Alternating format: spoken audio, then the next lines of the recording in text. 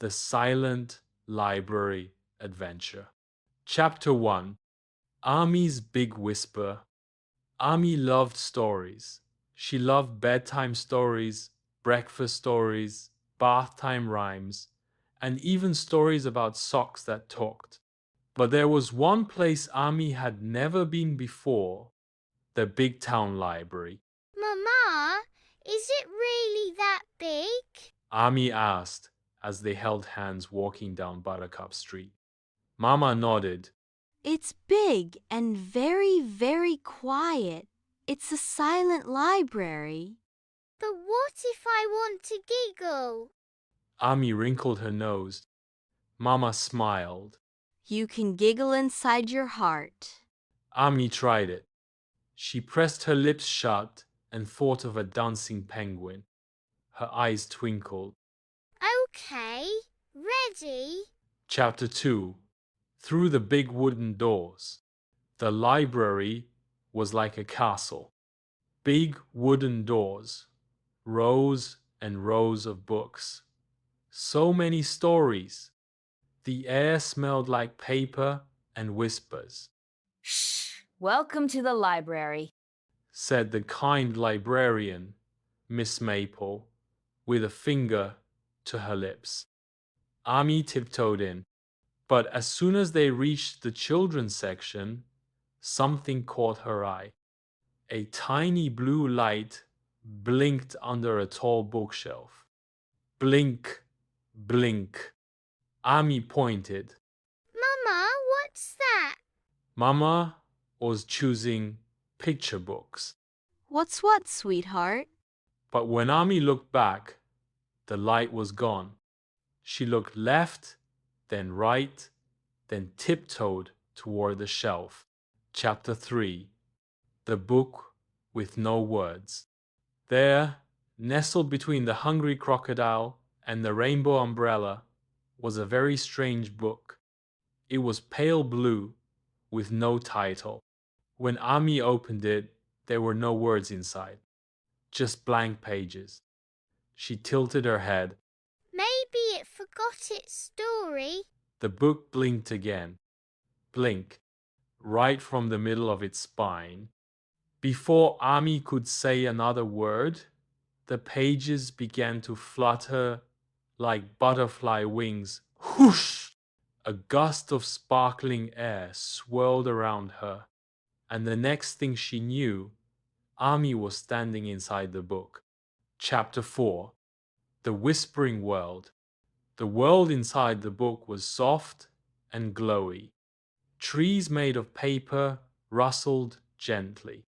The sky was the color of ink, and stars were glowing punctuation marks. A little voice whispered, "Welcome, reader." Ami turned around. A glowing bookmark with eyes floated in front of her. "I'm Whisper," said the bookmark. "This book has no words because the characters have forgotten how to speak. Can you help us?" Ami nodded. How do I help? Whisper twirled. "You must listen carefully, not with your ears, but with your heart." Ami placed her hand on her chest. Like heart giggers? Exactly. Chapter 5. The Lost Words. First, they met a lion with a crown made of commas. He roared silently, looking frustrated. "He used to tell stories to his cubs," Whisper explained, "but now he doesn't remember the words." Ami thought hard, then closed her eyes. She imagined warm cuddles, bedtime hugs, and the sound Mama made when reading. Once upon a time. When she opened her eyes, the lion's mouth moved and out came the words, "Let me tell you a tale." Ami beamed. It what? The lion purred and gave her a golden bookmark. "One story remembered," said Whisper. Chapter 6. The Silent Parade. Next, they found a parade of dancing animals, giraffes, turtles, frogs in hats, all silent. They used to sing songs about the moon, Whisper said. Ami spun in a circle and thought of how music made her feet dance, even when she was sleepy. She hummed the tune Mama hummed during lullabies. Slowly, the animals began to sing. The frogs croaked, the giraffes swayed, and the turtles played their shells like drums.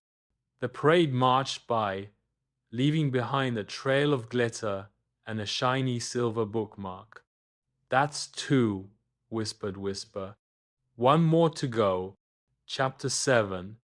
The Quietest Wish. In the middle of a paper meadow sat a tiny mouse. She held a quill and a tear in her eye. She's the one who started this story, said Whisper, but she's forgotten the last word. Ami knelt beside her. What word are you missing? The mouse looked up with shiny eyes. The word that ends the story and makes it feel finished. Ami closed her eyes again. She thought of Mama's hugs, her soft bed, the stars outside her window, and then she whispered the word, love. The mouse gasped, nodded, and dipped the quill in invisible ink. With a flick, she wrote love on the last page of the book. Suddenly, the sky lit up with golden letters. Every story ends with love. Chapter 8. Back to the library. Whoosh! Ami blinked. She was back in the children's section, holding the blue book. This time, when she opened it, the pages were filled with beautiful words and drawings. Mama peeked over her shoulder. What a lovely book! It's full of stories now. Miss Maple, the librarian, walked by and paused. That one's always been blank before. How curious. Ami just giggled inside her heart. Chapter 9. The Bookmark Glows. That night, back in bed, Ami tucked herself under her blanket. She reached into her pocket and pulled out the glowing bookmark. It twinkled once, then dimmed softly like a nightlight. Ami whispered, Thank you, Whisper. and in the quiet, she thought she heard a voice say, we'll always listen together.